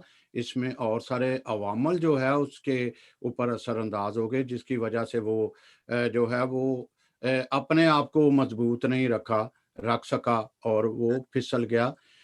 ये बल्कि उनको सदर मुशर्रफ ने ये कहा था कि जब तू बाप बेटा करता था तेरी शनाख्ती, तू ज़रूर मुस्लिम हो गया लेकिन तू अपनी शनाख्त खो बैठा, ये तेरे लिए अच्छा नहीं हुआ। उसके बाद जी बिल्कुल खैर बिल्कुल। हम जा रहे हैं शख्सियत की डेवलपमेंट की तरफ, बच्चे की से लेके जवानी तक। जी आगे जी बढ़िए। जी जी बहुत शुक्रिया सैमसन साहब। और summer thank you very much, क्योंकि आपने बहुत प्रैक्टिकल बातें की। आपने जो 3-4 नुक्ते दिए बड़े अच्छे के कॉन्फिडेंस बच्चों को दें, उन्हें बोलने की जुर्रत दें, ताकत दें, और खासतौर पर जो कॉन्फिडेंस की आपने बात की कि उनको देखें कि वो क्या कर रहे हैं, उनकी एक्टिविटीज पे नजर रखें। और मैं समझता हूँ कि ये बहुत अच्छी बात है जो आप पैनलिस्ट जो ये बातें करें, ये बिल्कुल छोटे छोटे नुक्ते हैं, और मैं समझता हूँ कि यही बातें हैं, हदायत हैं नौजवान नस्ल के लिए जो काम आएंगी। नैन्सी यूनस साहबा हमारे साथ हैं। उनका इंट्रोडक्शन मैंने करवाया था जब वो मौजूद नहीं थी, अभी हमें ज्वाइन नहीं किया था। माहिर तालीम है और साबका प्रिंसिपल है सेंट जोसेफ कॉन्वेंट क्वेटा की। नैन्सी यूनस साहब, हम आपको खुश आमदीद कहते हैं। और आपने दूसरे, हाँ जी थैंक यू, और पैनलिस्ट को सुना है। आपका बड़ा वसी तजर्बा है फील्ड में, प्रिंसिपल की हैसियत से भी नौजवानों के साथ, और जो आपने हमारे प्रोग्राम भी फॉलो करती हैं, अब आप देखते हैं कि हम मुसलसल इस कोशिश में हैं कि किस तरह नौजवान जो हैं, हम देखते हैं कि सरमाया है हमारा मुस्तकबिल का। दुनिया की सारी कौमें अपने नौजवानों पे ट्रस्ट करती हैं, भरोसा करती हैं, क्योंकि वही फ्यूचर है हमारा। तो अगर हम उस फ्यूचर को बिल्टअप नहीं करेंगे तो फिर तो जब बुनियाद कायम नहीं होगी तो ये कहाँ पे हम जाके खड़े होंगे। तो आप जो है, आपका बड़ा तजर्बा है, आप क्या समझती हैं कि जो नौजवान हैं वो कहीं पे गुमराही का शिकार है, उनकी इंटरेस्ट फर्क है, किसकी जिम्मेदारी है, हम किसको मुअर्द इल्जाम ठहरा रहे हैं, कसूरवार कौन है? अगर आज का नौजवान जो है वो मजहब से दूर है, तो कसूरवार कौन है? वालिदैन कसूरवार है, नौजवान खुद कसूरवार है, या मजहबी की आदत, समाजी की आदत? तो आप इसको किस तरह देखती हैं? जी thank you very much, Father Mani. Good afternoon to all the panelists. I'm sorry I joined late, but I'm very happy to be on this program. Dalai Lama की एक उन्होंने कहावत है, ये बात कही हुई है, नौजवानों को तालीम और तरबियत के दौरान हमें इस बात को हरगिज नहीं भूलना चाहिए कि किस तरह से हम नौजवानों के दिल और उनके दिमाग की तरबियत करते हैं। अब जब हम किसी भी बच्चे की या नौजवानों की शख्सियत को बिल्ड करना चाहते हैं, तो उसके लिए कुछ फैक्टर्स होते हैं, अनासर होते हैं जो ज़रूरी होते हैं, जिनमें से तालीम, education is the main one, जो सबसे पावरफुल भी है और सबसे इम्पोर्टेंट भी है। तो लेकिन जब हम सोचते हैं कि अभी सब लोग हम कह रहे थे कि ऐसा हो रहा है, ऐसा हो रहा है, हम क्योंकि यूरोप में हैं या हम पाकिस्तान से बाहर हैं, लेकिन we are in contact with जो भी हालात हैं पाकिस्तान में, तो मेरे मुताबिक जो एजुकेशन है वो एक इन्वेस्टमेंट है। हम सरमायाकारी करते हैं ना दूसरी चीज़ों के लिए, अपने रिसोर्सेज को बढ़ाने के लिए, तो फैमिली में भी जो हम जब अपने बच्चों को तालीम दे रहे हैं, तो ये किस्म की इन्वेस्टमेंट है, जो हम इन्वेस्ट करें वही हमें फ्यूचर में मिलेगा। अब किसी भी शख्सियत को निखारने के लिए कॉन्फिडेंस मादी का होना बहुत ज़रूरी है। और somebody else, किसी ने और अभी पहले भी कहा है कि जब हम घर में होते हैं तो बच्चों को ये कॉन्फिडेंस देना बहुत ज़रूरी है कि उनको ये फील हो कि वो अपने माँ बाप से बात कर सकते हैं। दूसरी बात जो बहुत आम है आजकल, काफ़ी अवेयरनेस है इसकी कि जो पेरेंट्स हैं वो बच्चों को कहते हैं कि आपने डॉक्टर ही बनना है। अब बच्चा डॉक्टर नहीं बन सकता, उसका इंटरेस्ट किसी और तरफ है, साइकोलॉजी या इंजीनियरिंग या मे बी रिलीजियस स्टडीज। तो ये देखना चाहिए माँ बाप को बहुत के नज़दीक से कि हमारे बच्चे किस बात में इंटरेस्टेड हैं, तो उसी साइड में उनकी रहनुमाई करना चाहिए। फिर दूसरा ये कि घर में जो माहौल है साजगार होना चाहिए, और जो माँ बाप हैं, हम ये समझते हैं कि पाकिस्तान में से ज़्यादा फैमिलीज, ज़्यादा पेरेंट्स जो हैं वो दोनों काम पे जा रहे हैं और बच्चों को बहुत कम टाइम मिलता है या नौजवानों को बहुत कम टाइम मिलता है।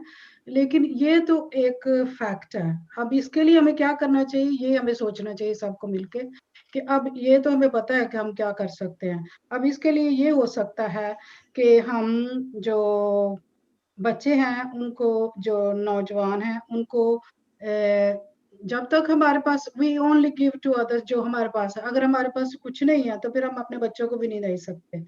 तो मेरा ये बड़ा स्ट्रांगली फीलिंग है कि जो माँ बाप है चाहे वो पढ़े लिखे ना भी हों, मैंने मेरा मेरा जो जाती तजर्बा है, मेरी जो वालदा है वो इतना पढ़ी लिखी नहीं थी, लेकिन हमें उन्होंने तालीम की तरफ और उसके साथ साथ रिलीजियस तालीम की तरफ भी हमारी तवज्जो दिलवाई थी। और इसके अलावा मैं ये सजेस्ट करना चाहूँगी कि जो हमारे रिलीजियस लीडर्स हैं या हमारे चर्चेस हैं और या जो हमारे प्राइवेट स्कूल्स हैं, मेरी नज़र में अभी लाहौर में सेंट एंथनी स्कूल आ रहा है जो कि बहुत ही अच्छा स्कूल है और अभी उसकी परफॉर्मेंस भी बहुत अच्छी है। तो ऐसे इंस्टीट्यूट, कनेड कॉलेज आप ले लें, एचिसन ले लें, जहाँ भी मुख्तलिफ जगहों पे ये जो हमारे रिलीजियस इंस्टीट्यूट, उनमें ये जो हमारी अथॉरिटीज़ हैं जो स्कूल को रन करती हैं, या डायसिस में जो बिशप साहिबान हैं, अगर वो इन स्कूलों में, क्योंकि बहुत ज़्यादा उसमें स्पेस होती है, अगर ये फ्री कोर्सेज को स्पॉन्सर कर सकते हैं, फ्री कोर्सेज, और ये कोर्सेज ना सिर्फ नौजवानों के लिए होने चाहिए बल्कि ये पेरेंट्स के लिए होना चाहिए, जो जहाँ पे आप पेरेंट्स को ये बताते हैं कि वो अपने बच्चों से कैसे बात करें, कैसे बच्चों को कॉन्फिडेंट बनाना है, कैसे उनके साथ मुस्बत तरीके से बातचीत करनी है। तो आई होप कि इस प्रोग्राम के वसीले से जो हमारे चर्च अथॉरिटीज हैं या स्कूल अथॉरिटीज हैं, I know some of the schools जिनको मैं राब्ता कर सकती हूँ कि अगर वो ऐसा कर सकते हैं तो मेरा ख्याल है कि ये बहुत इफेक्टिव हो सकता है। दूसरी बात, जैसे हम रिलीजियस स्टडीज की बात करते हैं, वो अभी मोस्ट फैमिलीज में ये थोड़ा डिसअपियर हो रहा है। मैंने पिछले प्रोग्राम में भी कहा था कि हमें फिर से बाइबल को पढ़ने की आदत डालनी है, बाइबल की स्टडी टुगेदर करनी है जब भी काम करना है। जैसे अभी हम पिछले संडे की रीडिंग थी मैथ्यू 25, जिसमें 14 से 30 तक, जिसमें हम टैलेंट्स की बात करते हैं। तो वहाँ पे जैसे पहले 2 लोगों को जिनको टैलेंट्स दिए गए तो उन्होंने उसको इस्तेमाल किया और उसको मल्टीप्लाई किया। तो हमें भी अपने बच्चों को हमारे बच्चों में देखना है कि हमें वो क्या कर सकते हैं, उसमें हम उनको गाइड करें, उनको सपोर्ट करें, उनको पॉजिटिव फीडबैक दें और हर लिहाज से उनकी करें मदद जैसे भी हम कर सकते हैं। और होपफुली चर्चेस में और स्कूल्स में ऐसी वर्कशॉप ना सिर्फ स्टूडेंट बच्चों के लिए, नौजवानों के लिए, बल्कि माँ बाप के लिए भी होनी चाहिए। Thank you. जी जी जी, बहुत शुक्रिया नैंसी यूनुस साहब। आपने कहा कि वालिदैन जो है उनको भी उस तरबियत में शामिल होना चाहिए, और ये बड़ा अहम नुक्ता है। बहुत दफा हम वालिदैन जो है उनको एक्सक्लूड कर देते हैं, हम बच्चों पे फोकस करते हैं, नौजवानों पे, लेकिन मैं समझता हूँ कि वालिदैन जो है वो भी कहीं ना कहीं अपग्रेड होना चाहिए उनको। जो हमारा प्रोग्राम है, क्योंकि हमें वक्त जो है वो इजाजत नहीं देता, वरना और कर सकते थे, लेकिन मैं चाहता हूं कि जो आप सारे पैनलिस्ट हैं, आप जस्ट कंक्लूडिंग के तौर पे जो आपका मैसेज जो है जो आप देना चाहते हैं, जस्ट शॉर्ट मैसेज, बात को लंबा नहीं करना, बढ़ाना नहीं है, कि आज के मौजू के हिसाब से आपका मैसेज क्या है यूथ के लिए, या कोई भी आपके जहन में जो है वो दीजिएगा। शबाना आरिफ साहब, आपका मैसेज जो है, कंक्लूडिंग मैसेज जो है वो क्या होगा आज की सारी गुफ्तगू को? जी, मैं कहना चाहती हूँ कि ये जो वाकयात हम देख रहे हैं कि जिस तरह से ये तवातुर से एक के बाद एक वाकयात जो हमारे सामने आ रहे हैं, कन्वर्जन और दूसरे जो हैं बच्चों के साथ ज्यादती के वाकये, ये ज्यादातर आप देखें तो जो लोअर बिल्कुल जो नीचे की क्लास है उनके साथ हो रहे हैं। और इसकी एक खास वजह सोशियो इकोनॉमिक जो है उनके हालात, कंडीशंस हैं। तो हमें ये देखना, हम ये जो सारी बातें कर रहे हैं, ये हम जो मिडिल क्लास की बातें कर रहे हैं कि ऐसा होना चाहिए, ऐसा होना चाहिए, ऐसे होता है, पेरेंट्स की को इस तरह करना चाहिए। ये एक जो हमारी ज्यादा जो हमारी मेजॉरिटी है किस तरफ है, वो लोअर मिडिल क्लास है। और उनके साथ ये बातें हम उनके सामने, वो मेरे ख्याल में उन तक ये नहीं पहुंच रही ये बातें, और जो है उन तक हमें ये मैसेज पहुंचाना है कि वो बच्चों की अच्छी तरबियत, पहले उनको, जैसे कि नैंसी साहिबा ने कहा है, पेरेंट्स को जो है एजुकेट करने की जरूरत है। तो उन पेरेंट्स को जो ऑलरेडी एजुकेट हैं या मिडिल क्लास से या एजुकेटेड घरों से हैं, उनको नहीं, हमें जो लोअर बिल्कुल उससे भी नीचे, जो लोअर मिडिल क्लास से भी जो नीचे हैं, उन पेरेंट्स को एजुकेट करने की जरूरत है, ताकि वो आगे से फिर खुद एजुकेट होंगे तो वो बच्चों की अच्छी तरबियत करेंगे और इस तरह के वाकयात नहीं होंगे। जी जी, बहुत शुक्रिया जी, बहुत शुक्रिया। मैं एक बात करना चाह रहा हूँ, सॉरी, मैं शॉर्ट करूंगा 1-2 लाइनों में। कुछ लोगों ने जो है वो फीडबैक इस तरह की दी है कि टॉक शो की बजाय जो है आप सॉलिड कोई नौजवानों के लिए दें। अब सवाल ये पैदा होता है, और ये जो इल्म है या कलाम सुनने से और सुनना कलाम से, ये जो शौर कहाँ से आता है? प्रैक्टिकल अपनी जगह है, प्रैक्टिकल बहुत जरूरी है, लेकिन जो इल्म देना, माहिरीन का यहाँ पे बुलाना, ये मकसद ये है कि हम वालिदैन को, दूसरों को शौर दें। ये अगर आप प्लीज तनकीद करते हो, सुनने वाले, देखने वाले, तो ये भी लिख दिया करो कि प्रैक्टिकल कौन लोग करेंगे। जी, सॉरी टू इंटरप्ट। जी, मैं थोड़ा सा यही, मैंने अभी जैसे कहा कि मैं ये कहना चाहूंगी दोबारा कि जो है इस तरह से बैठ के हम जो बातें ये शोज में और इस तरह से हम बता रहे हैं, ये किसको बता रहे हैं? जो एजुकेटेड है ऑलरेडी, जो मिडिल क्लास है, एजुकेटेड, जिनकी रीच है हम इन सब वसाइल पे, और जो चीजें जहां जरूरत है ज्यादा तरबियत की, बच्चों की, माँ बाप की तरबियत की, ताकि वो अपने आने वाली नस्लों की तरबियत करे, तो वो बिल्कुल ऐसे ऐसे हैं जिनकी रीच नहीं है इन प्रोग्राम्स में जो हम यहाँ बैठ के बातें कर रहे हैं, वो नहीं सुन रहे, और जो है उनकी रीच नहीं है। हमें इस तरह से प्लान करना है कि हम उनके पास पहुंचे, और हमारा मैसेज और ये बातें उनके लिए डिजाइन करने, ऐसे प्रोग्राम और ऐसे जो है प्रोजेक्ट्स डिजाइन किए जाएं, ताकि हम उनके पास जाकर और उनको जो है ये बताएं और उनके लिए जो है उनकी तरबियत, माँ बाप की तरबियत करें कि किस तरह वो आगे अपनी बच्चों को जो है वो जी शऊर दें, उनकी तरबियत शबाना करें। बहन आगे बढ़ते हैं, टाइम जी जी ऑलरेडी। जी बहुत शुक्रिया। आकिल साहब, मुख्तसर, ठीक है, आपने सिर्फ मैसेज बताना कि आज मैसेज आप क्या देना चाहेंगे? जी, मैसेज ये देना चाह रहा हूँ कि 2 बातें मेरी रह गई हैं, मैं वो एक्सप्लेन कर दूँ। एक तो ये कि बच्चों को जब जो ट्रेंड बन चुका है कि बेटी जो है वो दुकान पे गई थी, वहाँ से किडनैप हो गई। वहाँ से वो कचरा फेंकने गई थी, किडनैप हो गई। स्कूल गई थी, किडनैप हो गई। तो ये ट्रेंड चल रहा है।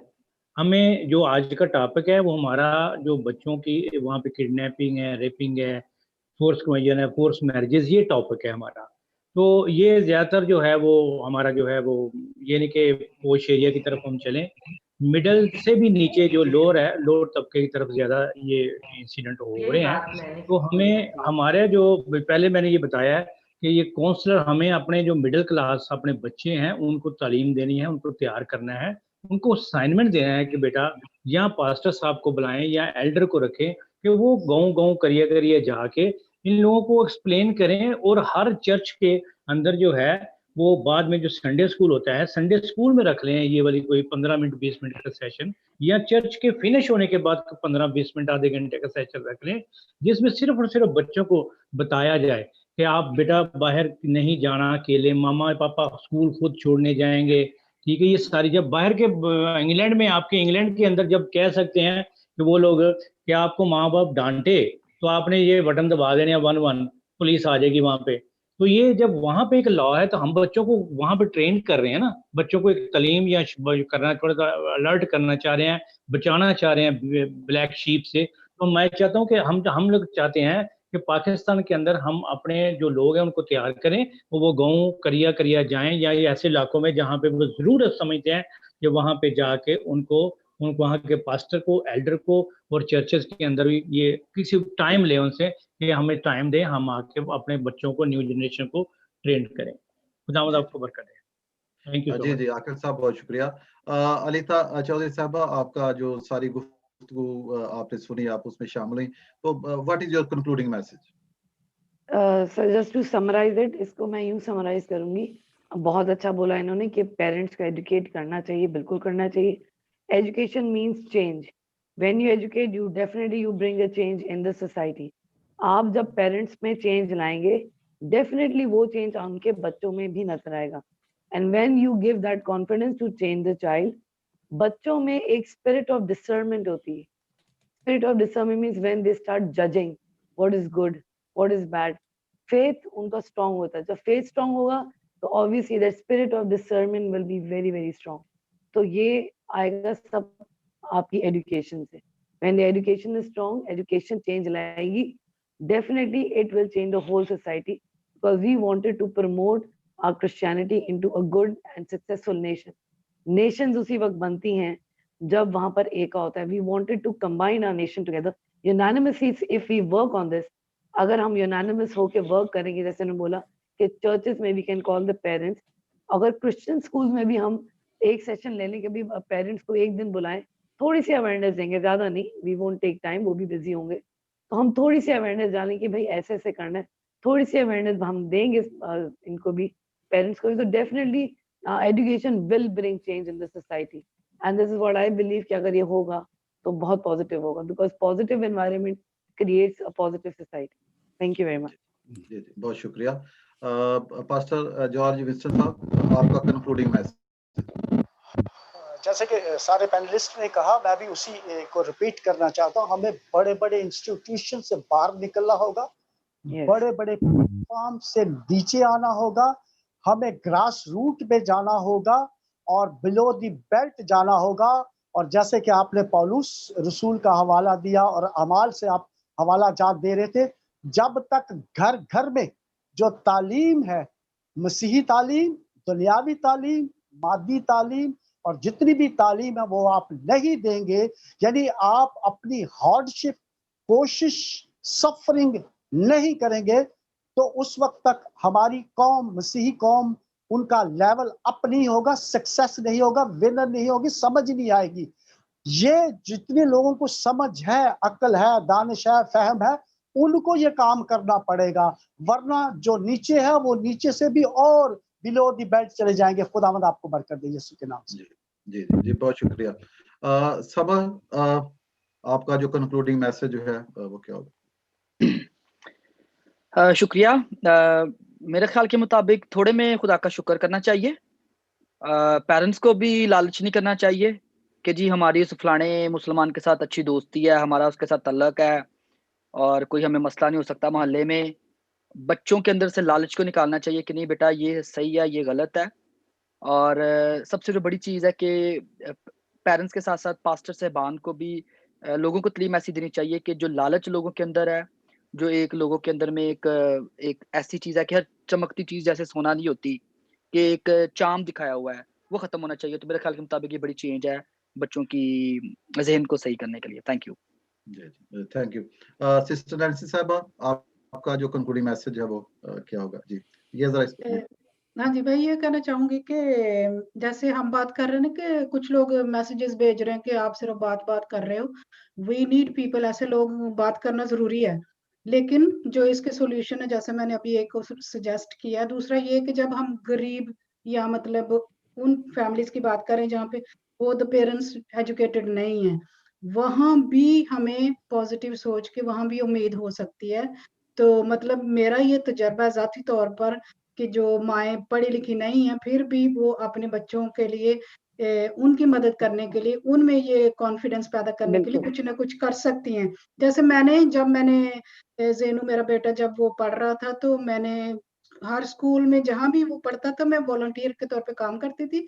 प्लस उसको हेल्प करने के लिए मैंने मैथ्स का कोर्स यहाँ पे आके किया है और अभी maths and English I teach. तो ये पॉसिबल है कि जब हम अपने बच्चों को वही वैल्यूज़ या वही कॉन्फिडेंस देना चाहते हो तो फिर हम ज़रूर कुछ ना कुछ करेंगे। और दूसरी बात मैं ये कहना चाहूँगी कि देयर इज़ ऑलवेज़ होप। हम जो क्रिश्चियन हैं, हम we are people of hope. मैंने पिछली दफ़ा भी कहा था कि हमें ये उम्मीद रखनी चाहिए कि हम जो बातचीत कर रहे हैं, हम अपने तौर पर ये बेदारी या अवेयरनेस पैदा कर रहे हैं, तो इसका ज़रूर कुछ ना कुछ पॉज़िटिव रिज़ल्ट ज़रूर निकलेगा। खुदा ज़रूर बरकत देगा। Thank you. जी बहुत शुक्रिया। और नाजरीन, जितने लोग हमें सोशल मीडिया पे फॉलो कर रहे थे, हम आपके मशकूर हैं कि आपकी फीडबैक जो है वो हमारे लिए बड़ी इनकरेजिंग है और उसी फीडबैक को मद्देनजर रखते हुए हम अपने प्रोग्राम जो है वो तरतीब देते हैं। सैमसन जावेद साहब और हमारी पूरी जो टीम है न्यू कासल क्रिश्चियन नेटवर्क, हमारी ये कोशिश होती है कि खासतौर पे वो मौजूद लेके आएं जो कि करंट इश्यूज पे हैं। जैसे ये एक बहुत बड़ा मसला चल रहा है, हमने फोर्स कन्वर्जन पे बहुत सारे प्रोग्राम किए हैं और ये आगाही के प्रोग्राम है। जब हम बातचीत करते हैं तो हम कहीं ना कहीं सॉल्यूशन की तरफ जाते हैं और मैं समझता हूँ कि बातचीत करने से कोई सिलसिला निकलता है। अगर ये गुफ्तगू नहीं बिल्कुल। होगी, नेगोशिएशन। टॉक शोज जो है वो they are just talk shows और कोई सॉलिड, तो मैं समझता हूँ कि जो सॉलिड सजेशंस हैं वो भी गुफ्तगू के जरिए आएंगे। अगर आप सारे डम हो जाए, खामोश हो जाए, तो वो सोल्यूशन कौन देगा? तो बिल्कुल, तो ये मैं समझता हूँ कि टॉक शोज भी जरूरी हैं और साथ साथ प्रैक्टिकल जो बातें हैं वो भी जरूरी हैं। और मैं समझता हूँ कि जो हमारे आप सब पैनलिस्ट हैं, आपने बड़ी अच्छी बातें की हैं और मैं चाहूंगा कि बाद में भी लोग इन वीडियोस को देखें कि कैसे छोटे मशवरा जात दिए हैं कि किस तरह हम स्ट्रांग हो सकते हैं, किस तरह हम अपने बच्चों को बचा सकते हैं, किस तरह बाइबल मुकद्दस क्या बताती है तालीम और तरबियत के बारे में, मुआशरे में हमने किस तरह जिंदा रहना है, हमने किसी लालच में नहीं आना। ये बहुत सारी मशवरा जाते हैं जो पैनलिस्ट बता रहे थे। तो मैं चाहूंगा कि जो लोग हैं, जो हमारे व्यूअर्स हैं, वो दोबारा इन चीजों को देखें और यकीनन वो इनसे फैज़याब होंगे। तो मैं शुक्रिया अदा करना चाहता हूँ new castle Christian network NCN TV की तरफ से अपने पैनलिस्ट का, उनके टाइम का, वक्त का। मैं समझता हूँ कि वक्त जो है बड़ा कीमती है हर शख्स के लिए। आपने वक्त दिया और एक अच्छी कॉज के लिए, एक अच्छे टॉपिक के लिए, डिस्कशन के लिए मोहतरमा शबाना आर्य साहबा का, जनाब आकिल शरा साहब का, मोहतरमा नैन्सी यूनस साहबा का, अलीता ताहिर चौधरी साहबा का और समर सदीक का और सीनियर पास्टर जो हैं जॉर्ज विंसेंट आपका। आप सब पैनलिस्ट, बहुत मजा आया गुफ्तगू का और बड़ी अच्छी गुफ्तगू थी। वो दिल कर था बातें और ज्यादा हूँ, तो तकरीबन आप देखें 1.25 घंटे से ज्यादा टाइम हो गया हमारा बातचीत। तो हम कोशिश करते रहते हैं कि दोबारा भी इस मौजू को हम रिवाइव करते हैं। तो हम चाहेंगे कि जो तिश्नगी है, जो अभी आप बातें, बहुत मुझे पता है कि आकिल साहब के अभी भी वो बातें और थी बहुत सारी जो करना चाहिए, पास्टर साहब जो हैं वो भी करना चाहते थे, बाकी भी पैनलिस्ट। तो हम कोई और मौका रखेंगे जिस पे दोबारा हम गुफ्तगू जो है वो उसको जारी रखेंगे। तो thank you very much for your participation. जी सर। जी थैंक यू वेरी मैं मच। एक शुक्रिया अदा करना चाहूँगा ब्रदर अकील शरा साहब का। ये आज का प्रोग्राम टॉपिक और मोस्टली कुछ जो पैनलिस्ट है ये इन्हीं का एक ऑर्गेनाइज किया हुआ, इन्हीं की सजेशन थी जो हमने आगे बढ़ाई। अब मैं एक दो बात ज़रूर कहना चाहूँगा कि एक कलाम में लिखा है कि नेमतें तरह तरह की हैं। बेहतर है कि हर बंदा उसी नेमत को यूज़ करता हुआ आगे बढ़ाए। आमीन। अगर मुझे नसीहत करने की नेमत है तो मैं वो ही करता रहूँ। ये जो भी मुझे तोड़ा दिया गया है उसको मैं इस्तेमाल करूँ। अब एक वाक़या है लाहौर का कि सहाफ़ी जो है एक जलसे को कवर करके आगे जा रहा था, तो ब्रिज के नीचे एक लेडी का एक्सीडेंट हो गया, वो गया। तो कुछ लोगों ने कहा कि आप इसकी मदद करोगे? उसके सवाल कर दिया, कहता है ये मैं ज़रूर मदद करता हूँ, लेकिन जो मेरा फ़ील्ड है, जो वो मुझे पहले अहमियत उसको देनी है कि मैंने उसको करना है। ये हेल्प के लिए आप भी यहाँ खड़े हो, आपका काम है इसकी हेल्प करो, ना कि मुझसे तवक्को करो।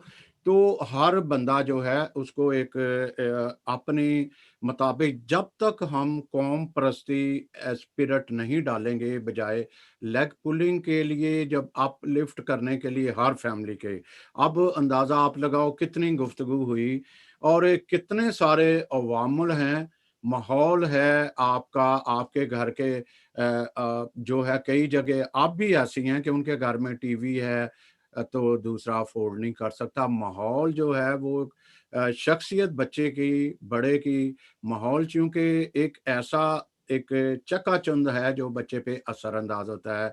ये अगर उसकी सहेली के पास मोबाइल है या फ्रेंड के पास मोबाइल है तो वो भी कहता है। तो ये बहुत सारे अवामल हैं, गुर्बत है, बहुत सारे हैं। ये जो काम कर रहा है, एनजीओज़ कर रही है कहीं भी, वो हर उस एंगल पे काम करना पड़ेगा, तब जाके हम इस सारे सिनेरियो या जो भी हमारे मसाइल है उस पे हम काबू पा सकेंगे।